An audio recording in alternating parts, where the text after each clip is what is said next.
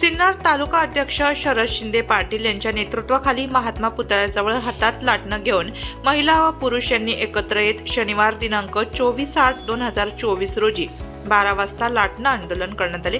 यावेळी उमेश शिंदे सर, स्वराज्य पक्ष नाशिक, जिल्हा संपर्क प्रमुख, जिल्हा अध्यक्ष डॉक्टर रुपेश नाटे, उत्तर महाराष्ट्र संपर्क प्रमुख गोसावी दादा यांच्या उपस्थितीत लाटणे आंदोलन झाले।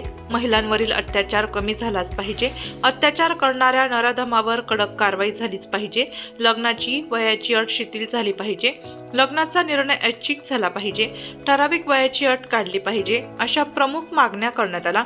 यावेळी पोलीस निरीक्षक संभाजी जाधव यांना निवेदन देण्यात आले।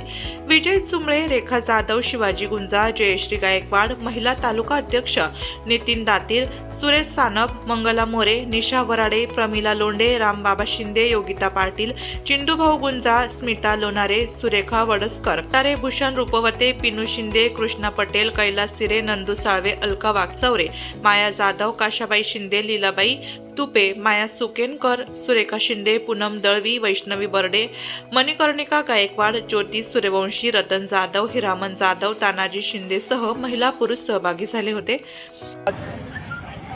छत्रपती शिवाजी महाराजांचे वंशज छत्रपती संभाजीराजे भोसले यांच्या नेतृत्वाखाली स्वराज्य पक्षाच्या वतीने आज महिलांवरील अत्याचार थांबले पाहिजे यासाठी इथं महात्मा फुले आणि सावित्रीबाई फुले यांनी शिक्षणाचे धडे दिले त्यांच्या पुतळ्याजवळ आज आम्ही अत्याचार थांबले पाहिजे या मागणीसाठी महिला आणि पुरुषांनी एकत्र येत लाटणे आंदोलन केलं आहे।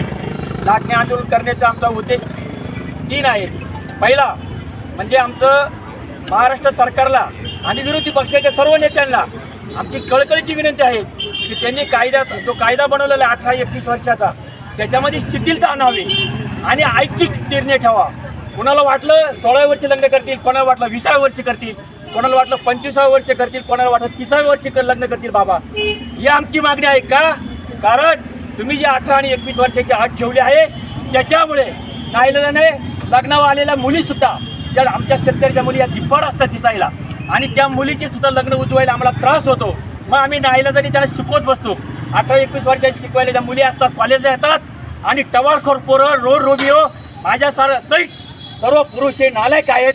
कारण त्यांना महिला सुंदर दिसली की त्यांची भावना, त्यांची वास्तव जागे होते आणि ते महिलांना फूस लावून दादागिरी करून मुलींना जाळ्यामध्ये फसवतात आणि दररोज सिन्नर तालुक्यातील 100-150 मुली गायब होत आहेत। 2 दिवसापूर्वी वावी येथे 2 बालकांवरती अत्याचार झाले आहेत। त्याचपुढे बदलापूर इथे अत्याचार झाला आहे, पुण्याला झाला आहे। देशामध्ये शेकडो हजारो मुली एका तासाला पळून नेल्या जात आहेत। हा काही का बापाची मालमत्ता समजली का? हे थांबलं पाहिजे।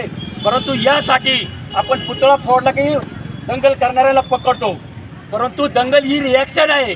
मूळ मुद्दा पुतळा जो फोडतो तो समाजकंटक पकडला पाहिजे।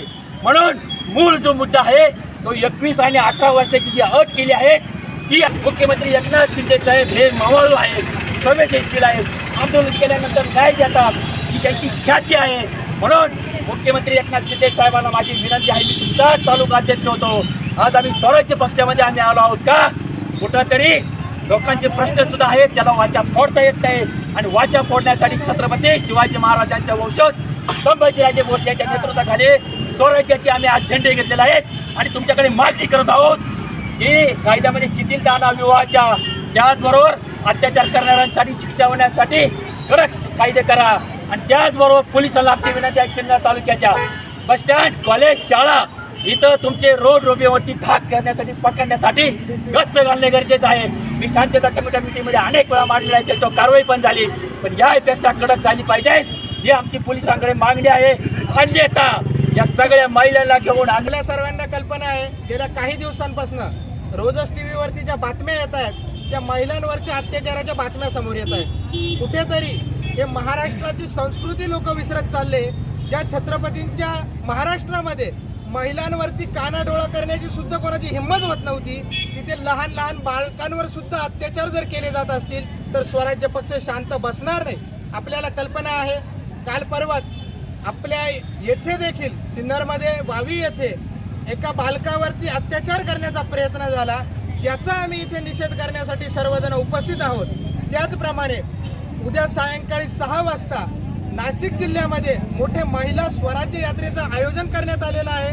त्याचं कारण म्हणजे एकच, काही दिवसांपूर्वी कोलकातामध्ये डॉक्टर महिलेवरती अत्याचार झाला, त्यानंतर बदलापूरमध्ये अत्याचार झाला, सिन्नरमध्ये अत्याचार झाला, चांदवडला झाला। अनेक ठिकाणी दररोज जर या गोष्टी पुढे येत असतील तर आम्ही छत्रपती संभाजीराजांचे मावळे शांत बसणार नाही। या सरकारला जर लवकर जाग आली तर ठीक, नाही तर यापेक्षा तीव्र आंदोलन केल्याशिवाय स्वराज्य थांबणार नाही। जय जिजाऊ जय शिवराय। आज दिवस उगवला की रोज काही ना काही नवीन कृत्य ऐकायला येत आहे।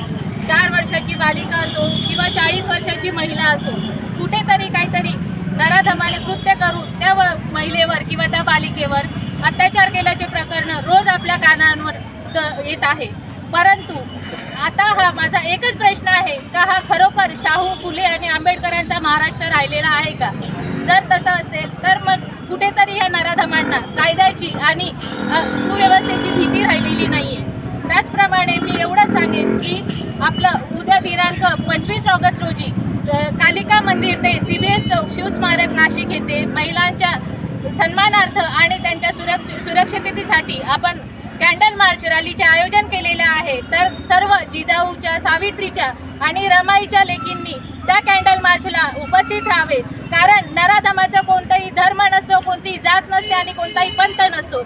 कृत्य करणारा हा कोणताही जातीपातीचा नसतो। त्यामुळे मी सर्व महिलांना हे आवाहन करेल की उद्या सर्व सिन्नरकर महिलांनी त्या रॅलीमध्ये उपस्थित राहावे आणि महिलांच्या सुव्यवस्थेमध्ये आणि न्यायव्यवस्थेमध्ये कुठेतरी चांगली सुरक्षा केली जावी, यासाठी आपण ती कॅन्डल मार्च केलेली आहे। तरी आपण या कॅन्डल मार्चला उपस्थित राहावे एवढंच मी सांगू इच्छिते। निवेदनामध्ये प्रमुख मागण्या: 1. मुलीच्या लग्न वयाची अट शिथिल करणे. 2. मुली व महिलांवरील अत्याचार करणाऱ्या नराधमांना जास्तीत कडक शासन करत अत्याचारास पायबंद घालावा. 3. सिन्नर बस स्थानक, शाळा, कॉलेज, क्लास या ठिकाणी रोड रोमिओचा, नराधमांचा, मुलींना दादागिरी अमिषेमार्फत जाळ्यात अडकवणारे यांचा बंदोबस्त करावा. नाशिक लोकशाही न्यूजसाठी रोहित गायकवाड, नाशिक.